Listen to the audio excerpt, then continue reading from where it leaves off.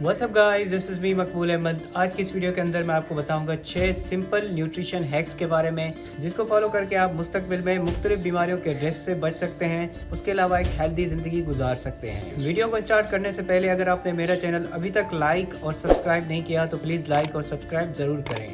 Social media पे आपने बहुत सारे लोगों से सुना होगा कि फ़लाँ चीज़ हमारे लिए नुकसानकार है, फ़लाँ चीज़ हमारे लिए फ़ायदेमंद है, लेकिन इस वीडियो के अंदर मैं आपको 6 ऐसी चीज़ें बताऊंगा जो कि एक्चुअली आपकी हेल्थ के लिए मैटर करती हैं। तो सबसे पहला एक होता है, हमें अपनी बॉडी की ज़रूरत के हिसाब से खाना चाहिए।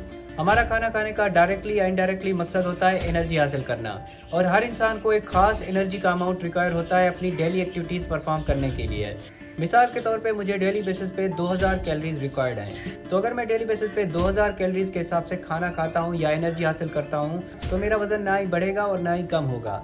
मिसाल के तौर पे अगर मैं डेली बेसिस पे 2000 के बजाय 3000 कैलोरीज कंज्यूम करूंगा रेगुलर बेसिस पे, तो मेरा वजन आहिस्ता आहिस्ता बढ़ता जाएगा। इसी तरीके से अगर मैं 2000 के बजाय 1500 कैलोरीज कंज्यूम करूंगा तो मेरा वजन ऑटोमेटिकली कम होता जाएगा। तो दोनों ही सूरतों में ये हमारे लिए नुकसानकार हो सकता है। अगर हम ज़रूरत से ज़्यादा कैलोरीज कंज्यूम करते हैं तो हमारी एक्स्ट्रा एनर्जी हमारी बॉडी की फैट में कन्वर्ट हो जाती है, यानी आने वाले कुछ ही अरसे में हम मोटापे का शिकार हो जाते हैं, और ये मोटापा बहुत सारी दिल की बीमारियों, शुगर और कैंसर का बायस बन सकता है। तो इसी तरीके से हमें अपनी बॉडी की ज़रूरत को समझना चाहिए कि हमें कितनी कैलोरीज डेली बेसिस पे रिक्वायर्ड हैं, और उसी हिसाब से हमें अपना खाना खाना चाहिए।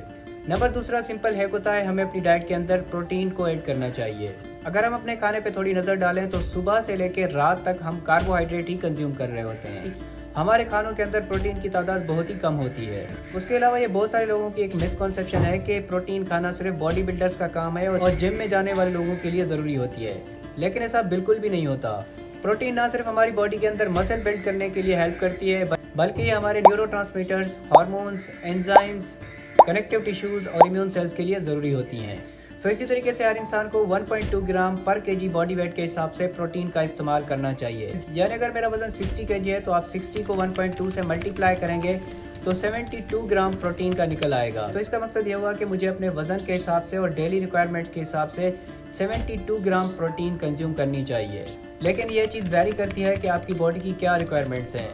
तो अगर आप अपना मसल मास बढ़ाना चाहते हैं तो आपको 1.2 ग्राम प्रोटीन से ज़्यादा प्रोटीन कंज्यूम करनी पड़ेगी। तो इसलिए हमें एटलीस्ट 1.2 ग्राम पर केजी बॉडी वेट के हिसाब से प्रोटीन कंज्यूम करनी चाहिए। नंबर तीसरा सिंपल हैक होता है, हमें एनर्जी डेंस, न्यूट्रिएंट पुअर और अल्ट्रा प्रोसेस फूड को लिमिट करना चाहिए। हमारे फूड की प्रोसेसिंग का जो अमल होता है उसके बहुत सारे फ़ायदे होते हैं।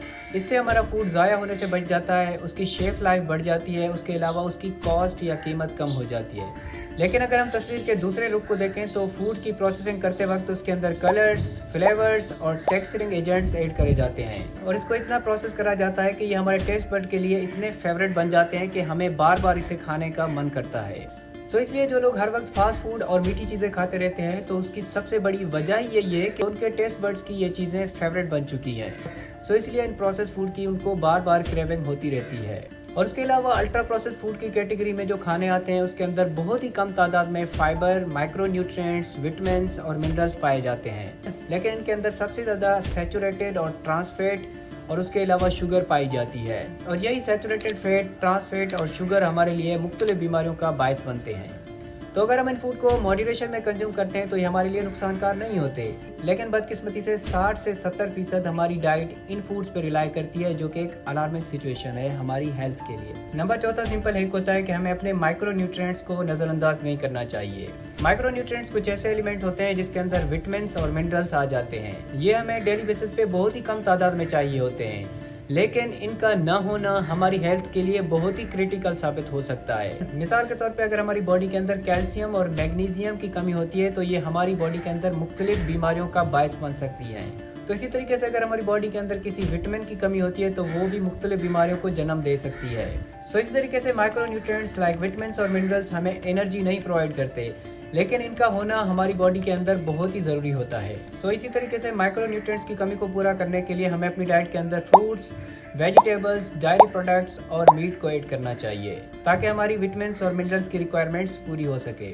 नंबर 5वां सिंपल हैक होता है कि हमें कुछ ऐसे फूड्स ऐड करने चाहिए अपनी डाइट के अंदर जो कि हमारी हेल्थ के लिए बहुत ही फ़ायदेमंद होते हैं। यानी हमें अपनी डाइट के अंदर कुछ ऐसे हेल्थ प्रोमोटिंग फूड्स को ऐड करना चाहिए जो कि हमारी हेल्थ के लिए बहुत ही बेनिफिशियल साबित हो सकते हैं। सो अगर मैं इन हेल्थ प्रोमोटिंग फूड्स की बात करूँ तो इसमें बेरीज, जिसके अंदर ब्लूबेरीज और स्ट्रॉबेरीज आ जाते हैं, उसके अलावा coffee, kiwi fruit, citrus fruit, tomatoes, flax seeds, kiwi fruit, mushroom और योगर्ट आ जाते हैं।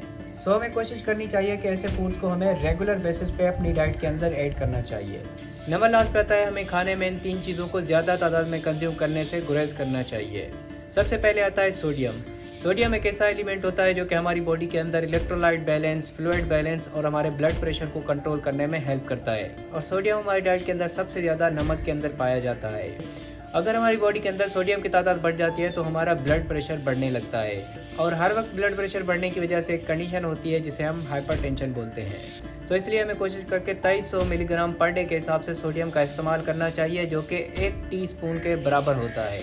और तकरीबन 75% सोडियम हम बाहर के खानों से हासिल कर रहे होते हैं, यानी जो हम डीप फ्राइड फूड चीज़ें खाते हैं, उसके अलावा बेकरी प्रोडक्ट्स खाते हैं, इन सब चीज़ों के अंदर सोडियम पाया जाता है। सो हमें कोशिश करके बाहर के खानों का कम से कम इस्तेमाल करना चाहिए, बल्कि हमें घर का बना हुआ खाना खाना चाहिए। उसके अलावा नंबर 2 पे आता है हमें सैचुरेटेड फैट का इंटेक कम रखना चाहिए। सैचुरेटेड फैट जो कि हमारी बॉडी के अंदर बैड कोलेस्ट्रॉल यानी एलडीएल कोलेस्ट्रॉल की कंसंट्रेशन को बढ़ाता है और एलडीएल कोलेस्ट्रॉल बढ़ने की वजह से हमारी नसें ब्लॉक हो जाती हैं, जिसकी वजह से हमें हार्ट अटैक और फालिज का रिस्क बढ़ जाता है। सो हमें कोशिश करके सैचुरेटेड फैट वाले फूड जैसे कोकोनट ऑयल हो गया, बटर हो गया, उसके अलावा डीप फ्राइड फूड्स हो गए, बेकरी प्रोडक्ट्स हो गए और गोश्त हो गया, हमें इन चीज़ों का इंटेक कम से कम रखना चाहिए।